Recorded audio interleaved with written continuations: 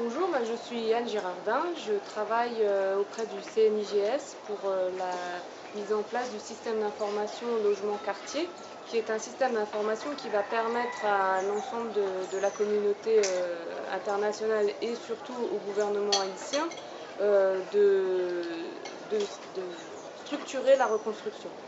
Et dernièrement, j'ai eu l'occasion de rencontrer l'association Abder qui est venue avec un petit engin aéroporté, on va dire, et qui permet de prendre des photos aériennes différentes de ce que nous, les cartographes, on a l'habitude de prendre. Nous, on se base essentiellement sur l'imagerie satellite ou l'imagerie aérienne classique, photogrammétrique de précision, qui représente la Terre sur des surfaces planes. Or, avec ce genre de matériel, ça permet de prendre d'autres perspectives et notamment des photos obliques sur les quartiers en reconstruction à Port-au-Prince, mais pas bien sûr qu'à Port-au-Prince, mais aussi ailleurs. Et ces photos apportent d'autres informations auxquelles un cartographe ne pense pas forcément au départ. C'est-à-dire que ces photos, on est capable de voir la structure des bâtiments sur leur façade, par exemple, aussi l'état des corridors, des petits escaliers qui passent de manière très étroite entre les bâtiments dans des quartiers aussi denses. Et ce sont des choses sur lesquelles, sur les images aériennes classiques, on n'a pas l'habitude de voir. Donc je pense que cet outil peut apporter vraiment quelque chose de différent à l'urbanisme en Haïti.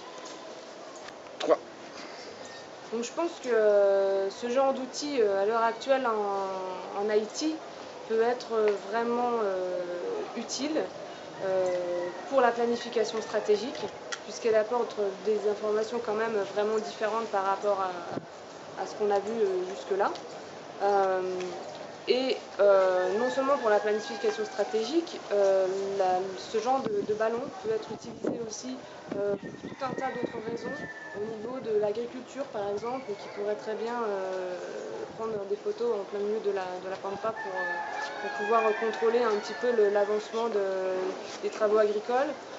Au niveau de manifestations, par exemple, le contrôle de manifestations, si jamais on a une manifestation en plein Port-au-Prince, pouvoir prendre une photo de la manifestation et pouvoir voir l'évolution des foules, par exemple.